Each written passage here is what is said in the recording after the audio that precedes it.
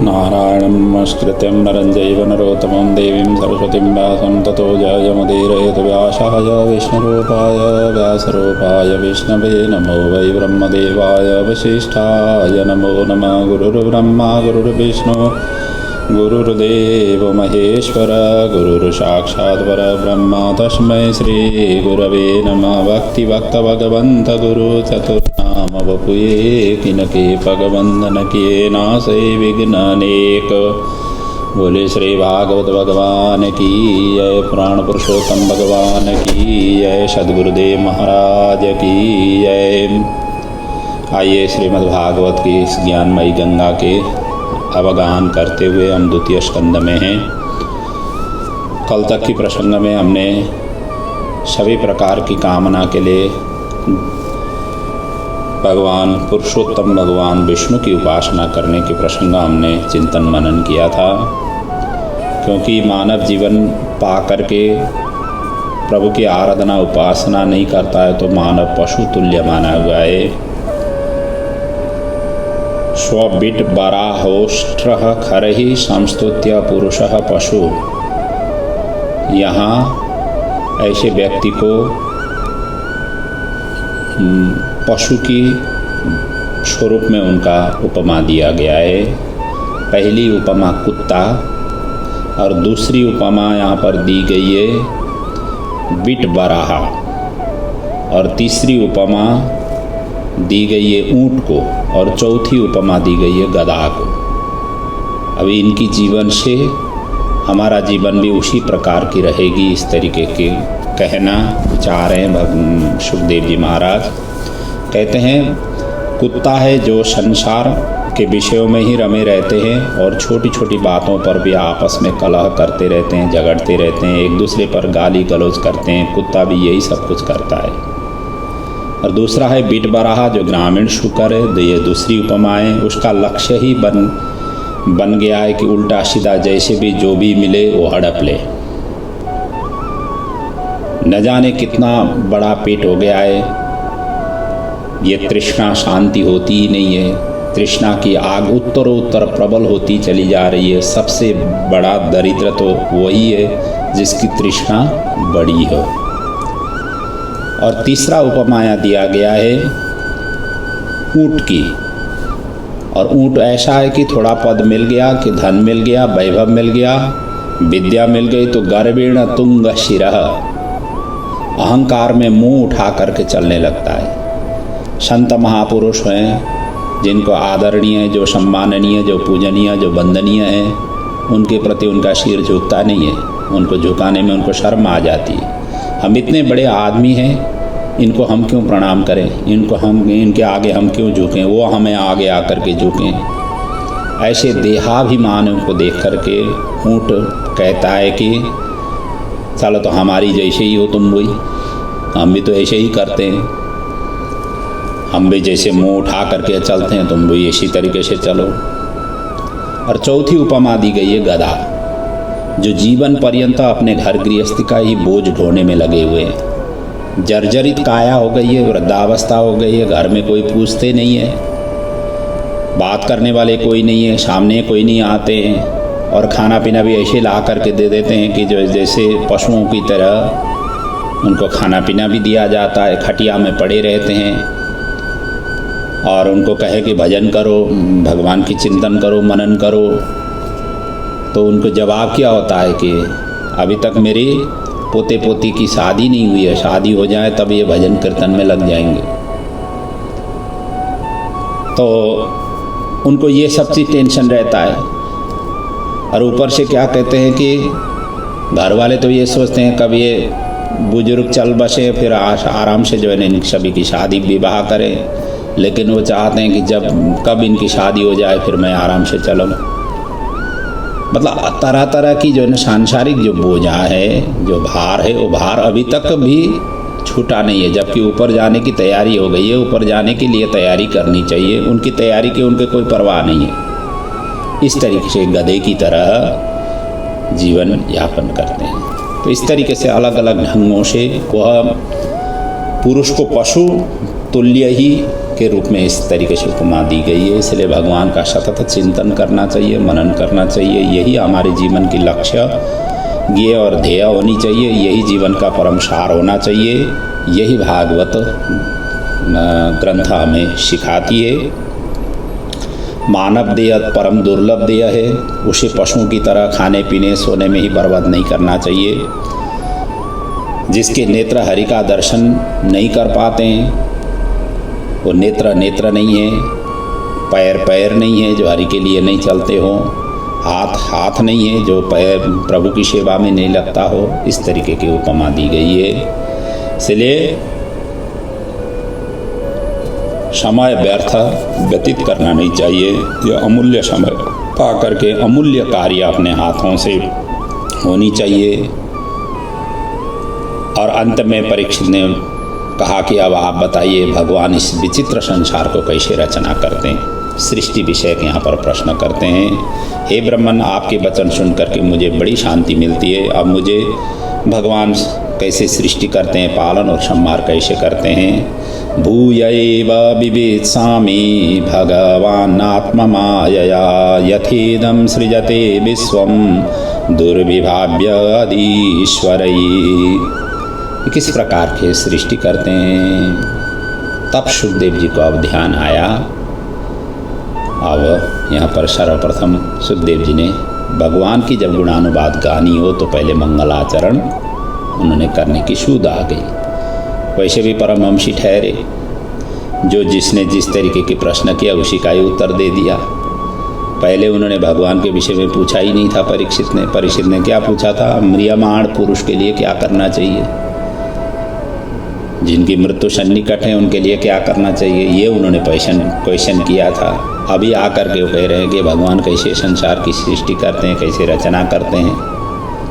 जब क्वेश्चन का स्वरूप बदल गया तब जा कर के इधर सुखदेव जी को भी याद आई कि मैंने तो भगवान को स्मरण किए बिना कैसे भगवान की गुणानुवाद, भगवान की सृष्टि विषय के प्रश्न का मैं उत्तर दे दूँ। इस तरीके से सोचने के पश्चात भगवान का स्वरूप वैभव वर्णन करने के लिए भगवान की पहले कृपा होनी चाहिए।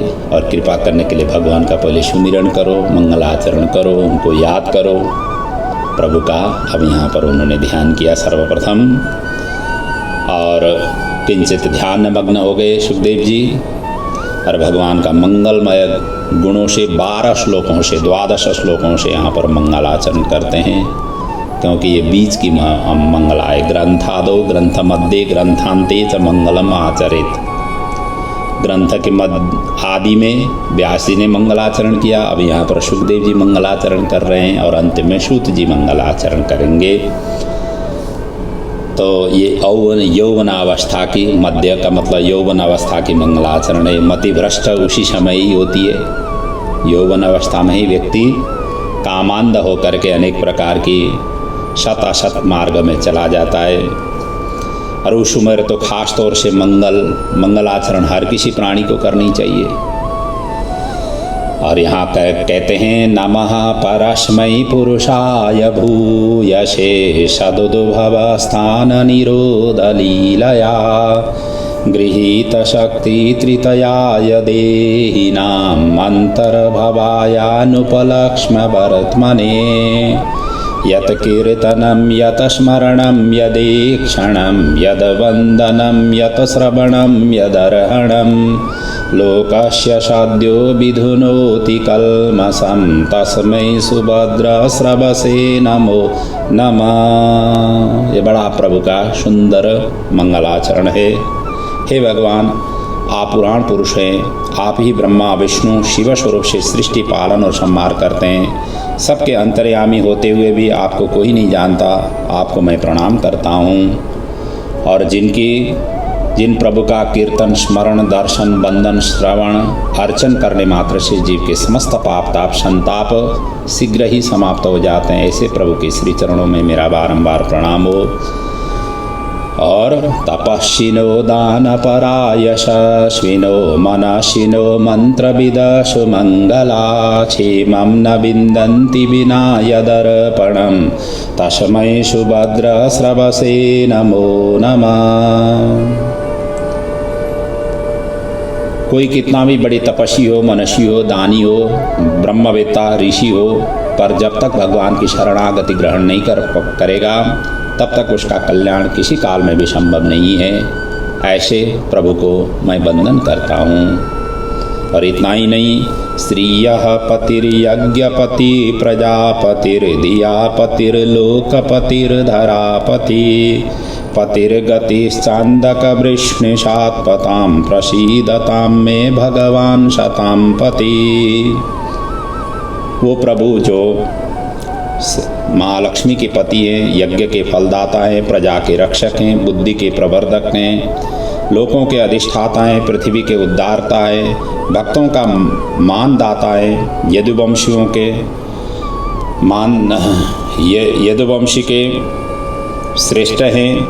ऐसे ऐश्वर्य संपन्न भगवान मुझ पर प्रसन्न हो, मैं उनका सिर झुका करके नमन करता हूँ। इस तरीके से उन्होंने यहाँ पर भगवान की मंगलमय दिव्य 12 श्लोकों से ये 12 ओम नमो भगवते वासुदेवाय, ये जो बीज मंत्र है भगवान विष्णु का, श्री कृष्ण का, उनकी ही 12 स्वरूप, 12 आदित्य स्वरूप, जो बुद्धि के स्वामी हैं भगवान सूर्य नारायण, जो 12 हैं, और उन्हीं के ही प्रतिनिधित्व स्वरूप ये 12 मंत्रों से सुखदेव जी ने यहाँ पर मंगलाचरण की। और इसके पश्चात, मंगलाचरण करने के पश्चात सृष्टि विषयक जो उन्होंने प्रश्न किया था, जो ब्रह्मा जी ने नारद जी को जो बताया था, उसी प्रसंग को आगे से वो वर्णन करने लगे। कहते हैं आपने बड़ी उत्तम प्रश्न किया परीक्षित, सुनो। यही प्रश्न एक बार देवर्षि नारद जी ने अपने पिता ब्रह्मा जी से भी किया था। ब्रह्मा जी को ध्यान लगाया कि एक दिन नारद जी ने देखा तो पूछ दिया कि पिताजी ये सारा संसार आप बनाते हैं, फिर आंख बंद करके ये ध्यान किसका लगाते हैं, क्या आपसे भी कोई ऊपर कोई है? तब ब्रह्मा जी हंसते हुए बोले कि बेटा नारद, मेरे ऊपर भी कोई है।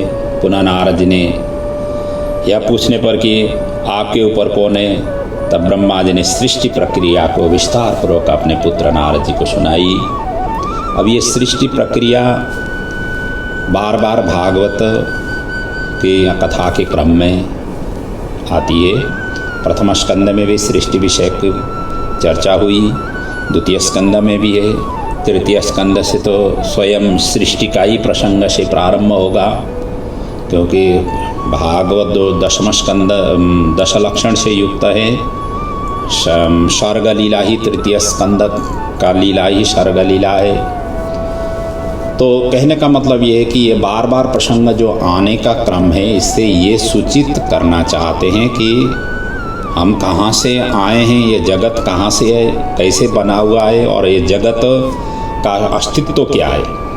इन सभी को बार बार व्यक्ति को जानकारी हो जाए, ज्ञान हो जाए, तो व्यक्ति इतना आसक्तवान नहीं होगा। आसक्त से जब निकल जाएगा, आसक्ति से जब निकल जाएगा, व्यक्ति वैराग्य की ओर प्रस्थान करेगा, और वैराग्य व्यक्ति ही इस भागवत ज्ञान को अच्छी तरह से ले सकता है, पचा सकता है। यही शिक्षा देने के लिए बार बार इस सृष्टि विषय की यहाँ पर प्रश्न उठा हुआ है। एक ऐसा हुआ कि सुखदेव जी राजा जनक के राजगृह में विद्या अर्जन के लिए गए, और गुरु दक्षिणा में निरुपयोगी वस्तु उन्होंने मांगा। जब ज्ञान ले लिया, ज्ञान लेने के पश्चात उन्होंने यही मांगा कि कोई निरुपयोगी, जो उपयोग में नहीं आए, ऐसे वस्तु उन्होंने मांगा। सुखदेव जी ने मिट्टी उठा लिया, वो भी देखा कि ये तो उपयोगी है। पत्थर उठा लिया, ये भी उपयोगी है। काठ उठा लिया, वो भी उपयोगी है। एक एक करके सब वस्तु जो भी वो टच करते, जो भी उठाने की कोशिश करते हैं, समझते हैं कि ये भी उपयोगी है। अब क्या उठाएं? उसके पश्चात में उन्होंने विष्ठा उठा लिया। जो हम मलमूत्र जो विसर्जन करते हैं उसको उठा लिया और वो भी उनको उपयोगी प्रतीत हुआ।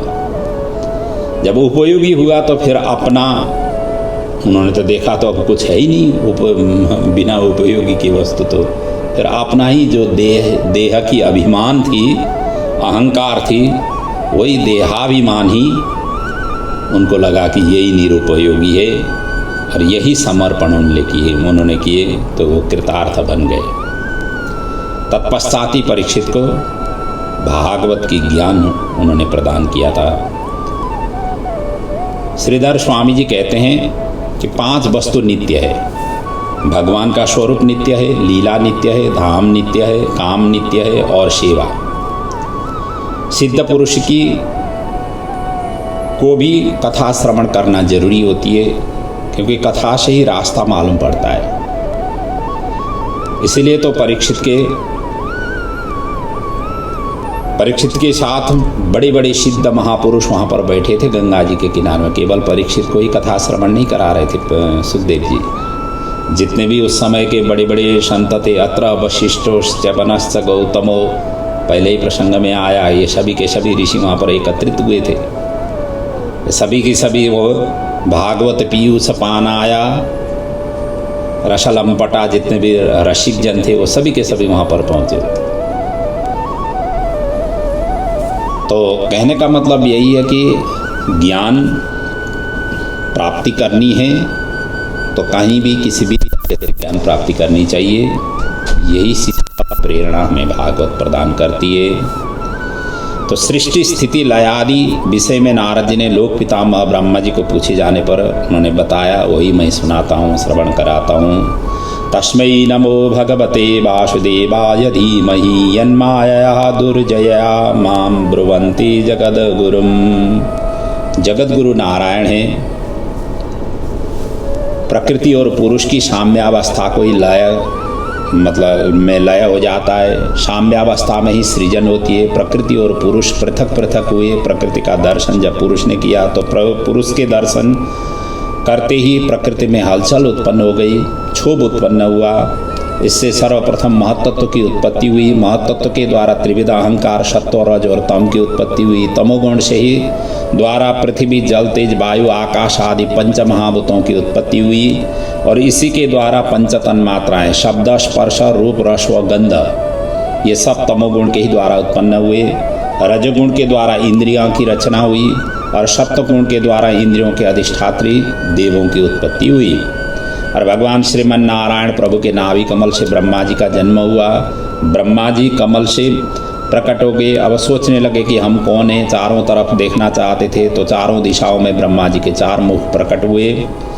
और चारों ओर ब्रह्मा जी को जल और वायु के अतिरिक्त कुछ भी दिखाई नहीं दिया। पुनः विचार किया, जिस कमल के पर मैं बैठे हुए हैं उसका तो कोई न कोई आधार मिलेगा। तो भीतर घुस करके खूब ढूंढा पर कोई आधार उनको मिला नहीं। तो वापस आ गए, विचार करने लगे, को हम, को अहम, मैं कौन हूँ, मैं कौन हूँ। इस तरीके से वो सोच ही रहे थे। उसी समय उनके कान में शब्द पड़ा। क्या पड़ा? स्पर्शेषु यत षोडशमेक विंशम। स्पर्श संज्ञ के षोडशवां अक्षर और 21 अक्षर। 16वां अक्षर है त, क ख ग घ ङ च छ ज ज य ट ठ ड ढ ण त। ये त और 21वां अक्षर है प, त थ द ध न प। और ये 2 अक्षर उनको सुनाई पड़ा। तब ब्रह्मा जी ने तपस्या में संलग्न हुए और घोर तप किया। ब्रह्मा जी ने तो उस दिव्य तपस्या से प्रभु ने उनके हृदय में अपने वाणी को प्रकट किया। उसी दिव्य वाणी को चतुश्लोकी भागवत के रूप में प्रकट हो गए। ज्ञानम परम गुह्यम में यदि विज्ञान सम्मितम सहरस्यम तदंगम च गृहाण गदितम मया। तो भगवान कहते हैं, ब्रह्मा जी जरा ध्यान से सुनिए, मैं अपना अत्यंत गोपनीय ज्ञान तुम्हें प्रदान कर रहा हूँ। कोरा ज्ञान नहीं है, अपितु अनुभवजन्य ज्ञान है। ऐसा कहते हुए अब उन्होंने ज्ञान उनको प्रसार किया। और वही भगवान है एको हम बहुश्याम, एक से अनेक बनना चाहते हैं। जब प्रकृति की विलय होने के पश्चात इस तरीके से एक से अनेक होते होने क्रम में वही ब्रह्मांड के रूप में प्रकट हुए हैं। और वही ब्रह्मा जी उसी अंड में प्रविष्ट होना ही खास में उस ब्रह्मांड कहा गया हुआ है। वही ब्रह्मांड से ही स्वयं भेदन करके विराट पुरुष की उत्पत्ति होती है, जो 14 भुवनों का सार स्वरूप माना गया है। और इसी में ही भूर्लोक कल्पित पद्म्याम भुवर्लोकस्य नाभितः स्वरलोको कल्पितो मूर्धा इति बालोक कल्पना। और उनके अवयव से सब लोगों का कल्पना किया गया है। और उसी में से ही उसी ब्रह्मांड में ही चरण में भूलोक, नाभि में भुवर्लोक, मस्तक में स्वरलोक आदि है। ब्रह्मा जी नारद जी को बता रहे हैं, वही सुखदेव जी परीक्षित जी को सुना रहे हैं, वही सूत जी शौनकादि ऋषियों को नैमिषारण्य के अंदर में कथा श्रवण कर रहे हैं। वही विराट पुरुष से ही हमारी ये 10 इंद्रियां, मन, प्राण, बुद्धि, इन सभी का उत्पन्न हुआ। और जितने भी हैं इतना ही नहीं, अहम भवान भवस्सैव तइमे मुनयो ग्रजः शूरासुरा नरा नागा खगाः मृगा सरीसृपा। मैं, आप, मुनि, शूर, असुर, नर, नाग, पक्षी सब विराट नारायण, विराट से ही उत्पन्न हुए। नारायण निर्गुण होते हुए भी सृष्टि में सगुण बनते हैं और उनसे ही प्रेरित होकर के ब्रह्मा सृष्टि करते हैं, विष्णु पालन करते हैं और भगवान भोलेनाथ संहार करते हैं। भगवान से अतिरिक्त ये चराचर कुछ नहीं है। परमात्मा का पहला अवतार ही विराट स्वरूप भगवान है। और इसी क्रम में भगवान के लीलामय 24 अवतारों का यहाँ पर वर्णन है। ब्रह्मा जी नारद जी से कह रहे हैं, वही शुक और परीक्षित जी को बता रहे हैं। यत्रोद्यत चितितलो धरणाय बिभ्र क्रौड़ी तनु सकल यज्ञमयमनंत यत्रा महारणवः उपागत आदिदैत्यं तं द्रष्टयाद्रिमिव वज्रधरो ददार। वही विराट पुरुष ने वराह रूप धारण करके पृथ्वी का उद्धार किया और हिरण्याक्ष का संहार किया।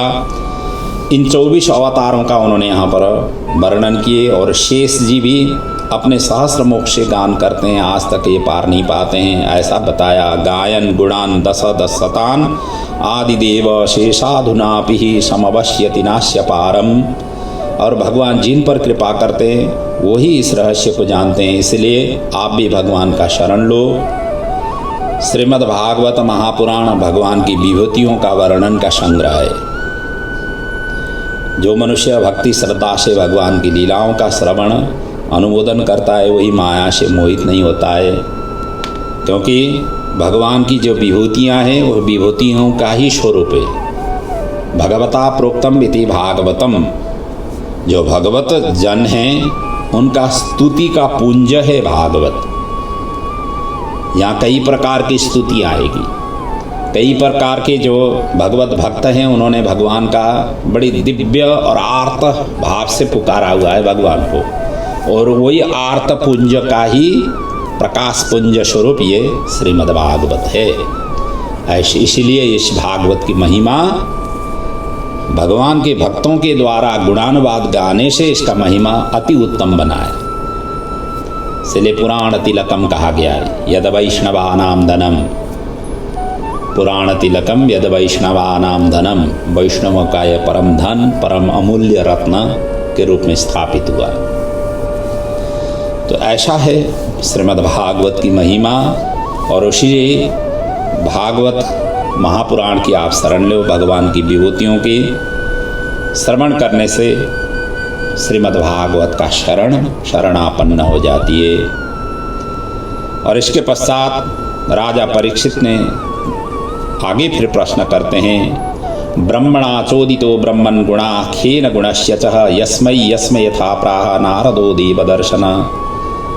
कहते हैं, हे ब्रह्म द्वारा प्रेरित नारद जी ने जिन जिन के लिए श्रीमद् भागवत का उपदेश किया उन्हें मैं जानना चाहता हूँ। तो कहते हैं, तो इसके पश्चात लोगों को मंगलदायी भगवान की कथा श्रवण कराइए, जिससे मैं वासना रहित होकर के मन को भगवान में स्थिर करते हुए शरीर को त्याग सकूं। नमीशभः पारयन्ति ब्रह्मान्नशनादमि पिबन्तोच्युत पीयूष अन्यत्र कुपिताद्विजात। मुझे अनशन तथा श्रृंगी के श्राप से भी मुझे कोई व्याकुलता नहीं है, क्योंकि आपके मुखारविंद से भगवत कथा रूपी अमृत पान कर रहा हूँ। राजा की प्रश्न से सुखदेव जी अति प्रसन्न हुए और उनका उत्तर देते हुए उद्यत हुए, और जिस भगवान का उपदेश ब्रह्मकल्प में श्री नारायण ने ब्रह्मा जी को किया था, वही प्रसंग को आगे यहाँ पर वर्णन किया है। सुखदेव जी कहते हैं, राजन, एक समय ब्रह्मा जी नाभि कमल से उत्पन्न होकर के बैठे, चारों तरफ उन्होंने देखा तो सर्वत्र जल ही जल था, जो अभी हमने वर्णन किया। और वही तप की जो आज्ञा मिली, क्योंकि तप करने से व्यक्ति पतन से मुक्त हो जाता है। तप का उल्टा होता है पतन होता है, इसलिए तप करने से पतन से हम बच जाते हैं। माया का अर्थ ही अज्ञान है, तपस्या से ज्ञान, ज्ञान से माया दूर हो जाती है। और इतना ही नहीं, कहते हैं ना, वस्त्र में यदि दाग लगाया हुआ हो तो अनेक प्रकार के रासायनिक पदार्थों से उनको निकाला जा सकता है, परंतु हृदय के अंदर में जो दाग लगाया हुआ है, वो दाग को निकालना बड़ा मुश्किल होता है। इसलिए व्यक्ति एक बार भी किसी के प्रति अप्रिय वचन बोलें, अप्रिय कार्य करें, वो दिल और दिमाग में हमेशा हमेशा स्थापित करता है, क्योंकि वो निकलती नहीं है। इसलिए वाणी को बड़ा संयमित होकर के उच्चारण करनी चाहिए, व्यवहार को उसी तरीके से संयमित होना चाहिए, अपने से गलती नहीं करना है, हमेशा हमेशा ये ध्यान रखना है। इससे क्या होगा, आप संसार में शुद्ध चित्त होकर के आप रह पाएंगे। जब गलती किया हुआ तो बार बार वो खुद जो गलती करने वाले हैं उनको भी स्मरण रहेगा कि मैंने ये गलती किए हुए हैं। वो बार बार ऐसे जो अप्रिय घटना जो भी अपने हाथों से, अपने वाणियों से, शरीर से, काया से, किसी भी तरीके से हुआ है, वो बार बार आती रहती है, वो छूटती नहीं है।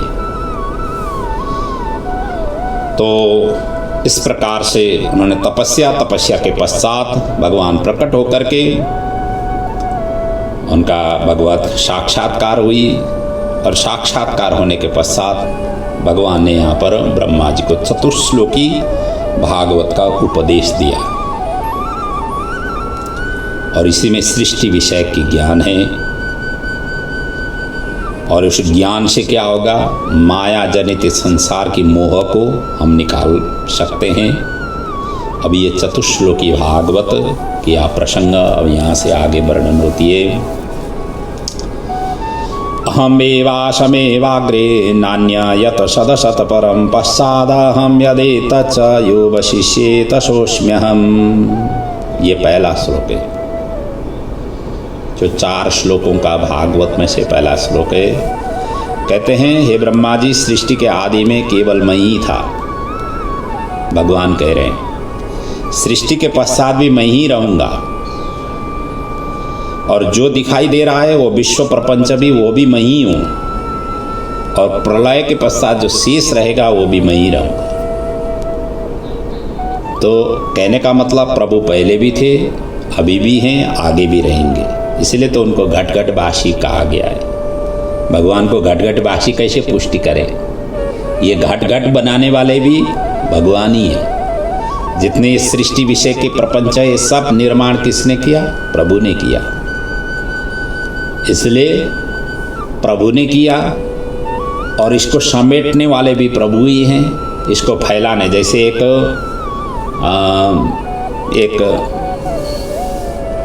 जंतु होता है, जो जीव होता है, जो जाल बुनता है, और उस जाल में वो खुद ही जाल को विस्तार कर लेता है, और उसी में ही खुद ही रहता है। उसी प्रकार की ये भगवान की जो माया रूपी जाल है, ये संसार उन्होंने ही निर्माण किया हुआ है, और वो वही इसी में ही विराजमान है, क्योंकि उनका शरीर है, ये ब्रह्मांड ही उनका शरीर है। तो दूसरा श्लोक में वर्णन आती है इसीलिए कहा गया है कि हर एक क्षेत्रों में आप भगवान का स्वरूप देखो, चाहे प्रकृति हो, पुरुष हो, जीव जड़ हो, चेतन हो, सभी तरफ भगवान का ही स्वरूप देखना ही सर्वोपरि साधना है। जब इस प्रकार से सर्वत्र भगवत भाव दिखाई देता है, हर चीज़ों में भगवान का स्वरूप दिखाई देता है, वही व्यक्ति भागवत स्वरूप हो जाता है। कहते हैं ना, सिया राम मय सब जग जानी, करहु प्रणाम जोरी जुग पानी। ये तुलसीदास जी ने रामचरितमानस में कहा हुआ है, सर्वत्र सिया राम, यही देखो, सर्वत्र हर चीज़ों को बंधन करो। और वैसे भी कहा गया है ना, जो पंडित, जो समदर्शी होते हैं, वो सभी में एक समान भाव से वो देखते हैं। सुनिश्चैव स्वपाके च पंडिता समदर्शिनः। चाहे वो चांडाल हो, चाहे ग्राम शुकर हो, चाहे कुत्ता हो, चाहे पंडित विद्वान हो, उन सभी में भगवत भाव देखते हैं। ये भागवत धर्म ही ये सिखाती है कि सब में भगवान का स्वरूप देखो। जो इस तरीके से देख सकता है वही भागवत महापुरुष है। और दूसरा श्लोक कहा गया है, ऋतीर्थ यत प्रतीयेत न प्रतीयेत चात्मनि तद विद्यात्मनो मायां यथा भासो यथा तम। जो नहीं है वो माया है। कहते ना, आत्मा में सुख दुख सत असत आदि आनंद आदि जो भी होता है वो भी मेरी माया है। जैसे आकाश में चंद्र रहने पर भी नहीं देखना, राहु न रहने पर भी ग्रहमंडल में दिखाई देना, और ये सभी के सभी माया है। माया का काम क्या है? जो नहीं है उसे दिखाई देती है, और जो है उसे छुपा देती है। ये माया का काम। जैसे परमात्मा सत्य है, शाश्वत है, नित्य हैं, अविनाशी हैं, परंतु हमें दिखाई नहीं पड़ रहे हैं। उनका पता ठिकाना ही नज़र नहीं आता कि कहाँ है। हमारे शास्त्र बार बार कह रहे हैं कि ईशावास्यम इदम सर्वम यत्किंचम जगत्यम जगत तेन त्यक्तेन भुंजिता मां सिद्ध कश्यचित् धनम। सारा ये संपूर्ण जगत ही ईश्वरमय जगत है। वासुदेवम सर्वम इति गीता कहती है कि वासुदेवम सर्वम, ये सारा का सारा जगत वासुदेव का ही विग्रह है। और कहते हैं उपनिषद, सर्वम खलविदम ब्रह्म, सभी की सभी ब्रह्म स्वरूप है। और सर्वम विष्णुमयम जगत, सारा का सारा सर्वम विष्णुमयम जगत। सर्वम लिंगमयम जगत, शिव पुराण में ऐसे लिखा हुआ है, सभी की सभी लिंगमय जगत है। रामचरितमानस में लिखा हुआ है, हरि व्यापक सर्वत्र समाना। हरि व्यापक हैं और सर्वत्र हैं और समान भाव से रहते हैं, तो हमें नज़र नहीं आती। ये सब चीज़ नज़र नहीं आना क्या है? ये माया हमें मोहित कर देती है। हम इसको अमुक रूप में देखते हैं, उसको अमुक रूप में देखते हैं, इसको नौकर के रूप में देखते हैं, उसको सेवक के रूप में देखते हैं। अमुक व्यक्ति को हम अमीर के रूप में देखते हैं, अमुक व्यक्ति को हम गरीबी के रूप में देखते हैं। अमुक जो है ना, मतलब उनकी जो चरित्र हैं, स्वभाव हैं, उनके स्वभाव चरित्र के आधार पर हम उनकी कैटेगरी खुद ही तय करते हैं। ये स्त्री है, ये पुरुष हैं, ये बालक हैं, ये वृद्ध हैं, ये अपाहिज हैं। इस प्रकार की हम तरह तरह की बातें अपने आप ही इस तरीके से करते हैं। ये सभी के सभी माया ही है, कुछ नहीं। प्रभु की सृष्टि में जो आत्मा है, निश्चल है, निष्कपट है, निष्प्रिय है, निसंग है, और वही आत्मा सर्वत्र सभी जीवों के ऊपर में सर्वत्र एक समान रूप से अवस्थित है। ये भाव आना चाहिए। यही शिक्षा श्रीमद् भागवत कथा हमें प्रदान करती है। कहते हैं ना, जड़ चेतन गुण दोषमय विश्व किन्न करतार। ये विश्व का सारा बनाने वाले करतार केवल ईश्वर हैं, जड़ चेतन गुण दोषमय ये हमारे से ही ये उत्पन्न हुए हैं। ये बिना दोष उत्पन्न हुए जीव का जन्म मरण से संभव नहीं है। इसलिए नहीं तो सभी शुद्ध हो गए होते तो सभी मुक्त हो जाएंगे, फिर तो ठाकुर जी के यहाँ संसार में कैसे चलेगा। इसलिए तो माया भी बहुत काम की चीज़ें जो भगवान के सारे जगत को बना रही है। इसी प्रकार से बड़ा सुंदर उपदेश उन्होंने प्रदान किया। आगे जा कर के कहते हैं, यथा महांति भूतानि भूतेषु चावचेष्वनो प्रविष्टान्या प्रविष्टानि तथा तेषु न तेष्वहम्।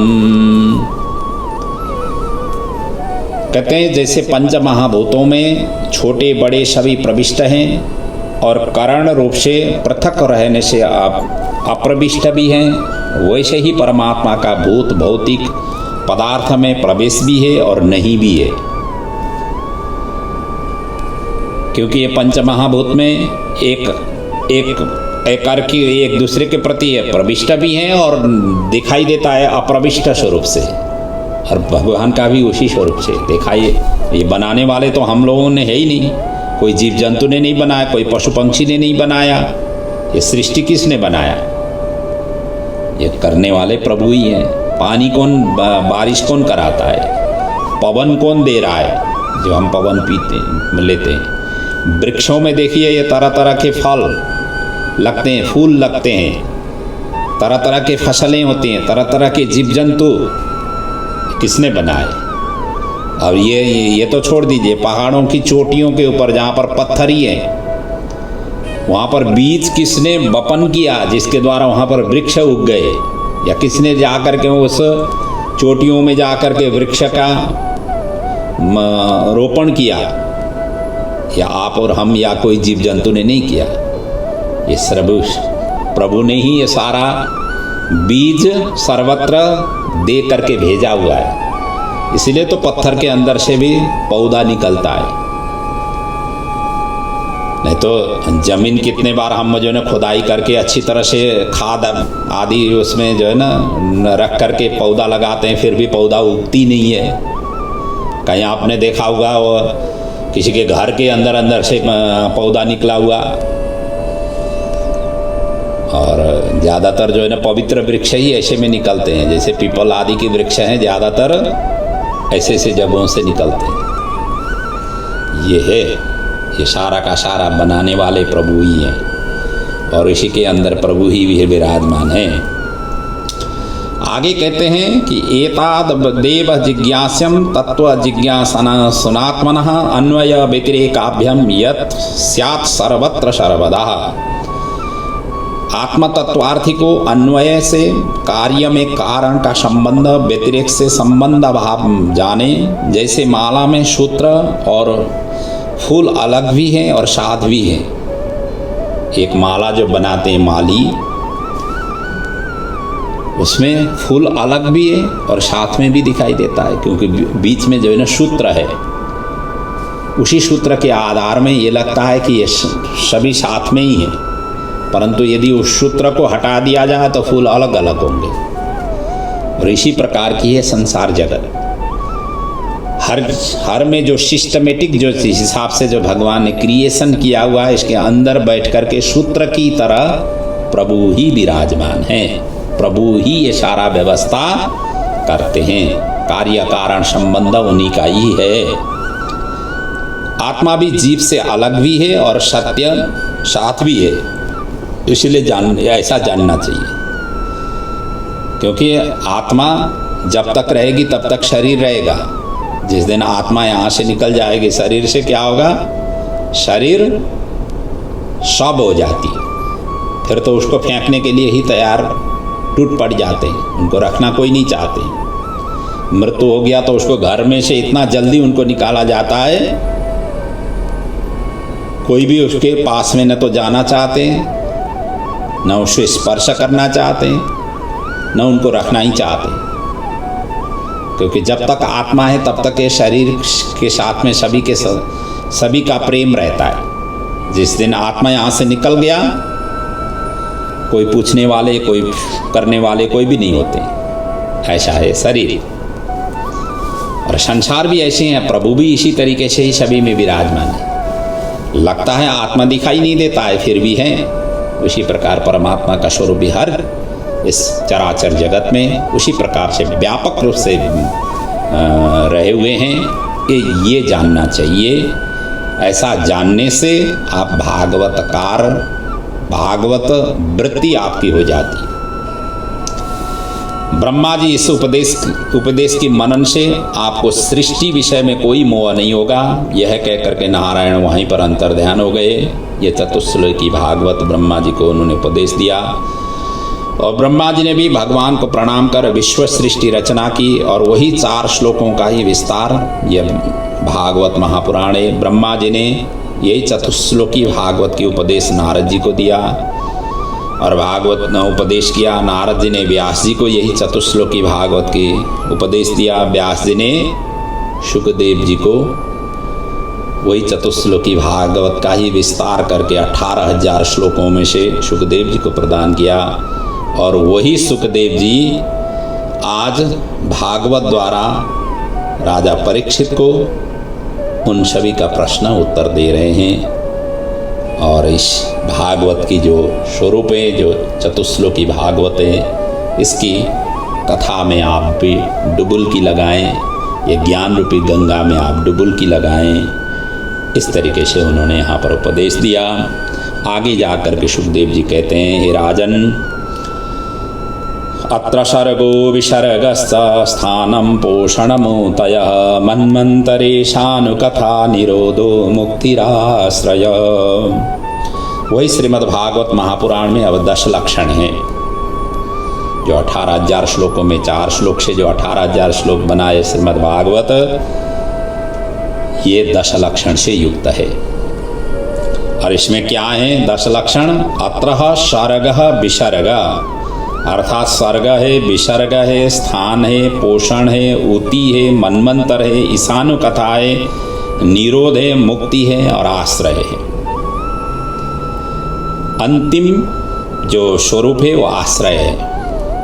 सर्ग का मतलब सृष्टि, विसर्ग का मतलब विस्तार, स्थान का मतलब स्थित, जिसमें खगोल भूगोल का वर्णन है। अब क्रमशः ये 10 लक्षण तृतीय स्कंद से घटित होगा।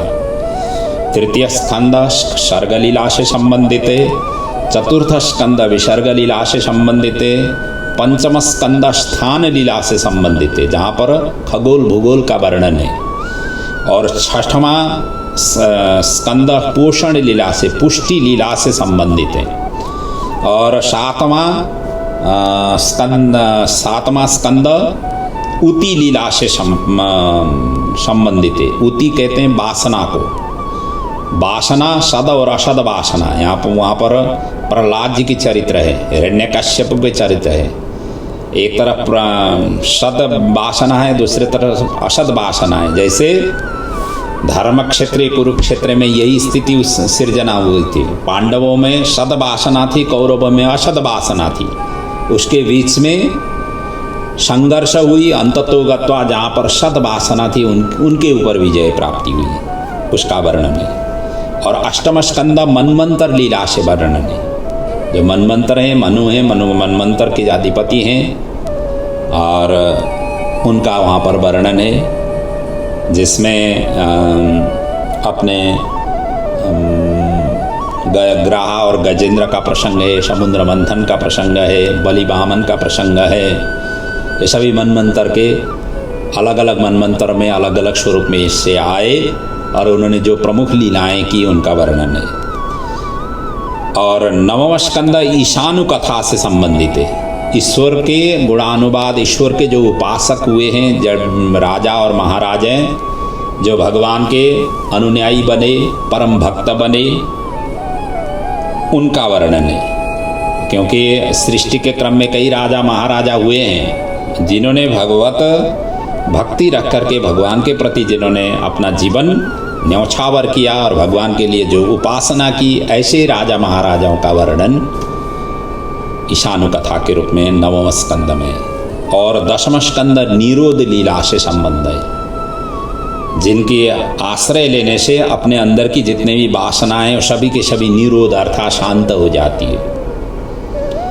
और एकादश स्कंद मुक्ति लीला से संबंध है। हम सभी मुक्ति चाहते हैं और मुक्ति का आश्रय यदि लेना हो तो एकादश स्कंद को गंभीर होकर के चिंतन मनन करना चाहिए। और द्वादश स्कंद आश्रय लीला से संबंधित है, जहाँ पर मार्कंडेय बटपत्र पर शयन हुए भगवान श्री कृष्ण का बड़ा दिव्य झंकिया वहाँ पर वर्णन है। और राजा परीक्षित जी का तक्षक के आगे उनको जो है ना आप ऐसे स्थिति में वो पहुँचे भागवत ज्ञान से उनको भान भी नहीं रहा है कि मैं शरीर हूँ, मैं आत्मा हूँ, मैं राजा हूँ, ये कुछ उनको भान ही नहीं रहा। ये स्थिति में पहुँच गए और होना भी यही चाहिए। अंतिम आश्रय यही होना चाहिए, मैं कुछ भी नहीं हूँ। अष्टावक्र ने यही तो उपदेश दिया राजा जनक को। आपके अंदर में अभी तक अभिमान है कि मैं राजा हूँ, जनकपुर का मैं राजा हूँ, मिथिलेश हूँ, ये भान छोड़ दीजिए। ना आप आत्मा है, न शरीर है, न वायु है, न आकाश है, न कोई वर्णाश्रम है, न जाति है। इस तरीके से आप विदेह रहो, देह रहित रहो। देह रहित रहने से बंधन मुक्त हो जाओगे। मैं अमुक हूँ, जैसे विद्यार्थी है तो कहता है मैं विद्यार्थी हूँ, तो विद्यार्थी का अभिमान अंदर आ जाता है। विद्वान है तो मैं विद्वान हूँ, यह अभिमान आ जाता है। व्यापारी है तो व्यापारी हूँ, यह अभिमान आ जाता है।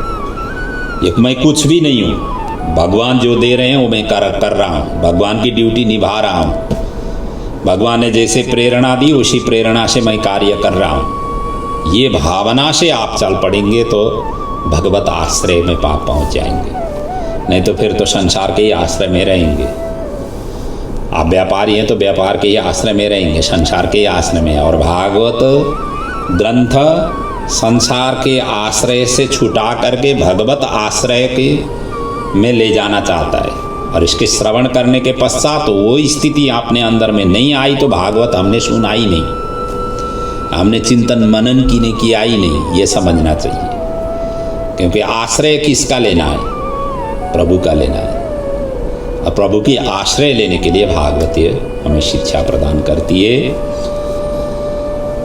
तो इसलिए पहला और दूसरा स्कंद जो प्रसंग आया ये उपोद्घात स्वरूप था, भूमिका के स्वरूप में थे।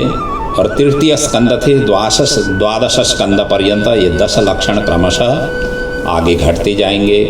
राजा परीक्षित जी ने विदुर मैत्र संवाद में भगवत वार्ता हुआ जो श्रवण करने से पवित्र हो जाते हैं और होंगे, कहते हुए सुखदेव जी महाराज जी से भी विदुर मैत्रीय संवाद के विषय में उन्होंने प्रश्न किया। और वही प्रसंग को अब तृतीय स्कंद की कथा से आगे वर्णन होगी और उस कथा को हम आगे के प्रसंग में वर्णन करेंगे। यही है कि कहते हैं ना भगवान के प्रति विशुद्ध प्रेम जागृत हो जाए, भगवान के प्रीति में अपने मति लग जाए। और ब्रजवासी में तो यही तो था, उन्होंने निभाना ही यही चाहते थे कि भगवान के प्रति उन्होंने यही तो किया, गोपियों ने यही तो किया। गुण रहितम काम रहितम प्रतिक्षण वर्धमाना अवक्षिन्नम सूक्ष्मतरम अनुभव रूपम तत्सुखे सुखित्वम, ये भाव उन्होंने इस प्रकार से ही तो लिखा। और प्रभु के प्रति हमें प्रेम करनी चाहिए, प्रभु के प्रति हमारा समर्पण होना चाहिए। परंतु हम प्रभु के प्रति प्रेम समर्पण जब जरूरत होती है तभी प्रभु के आगे समर्पित हो जाते हैं। बाकी समय हर क्षण हर पल संसार के प्रति हम समर्पित हो जाते हैं।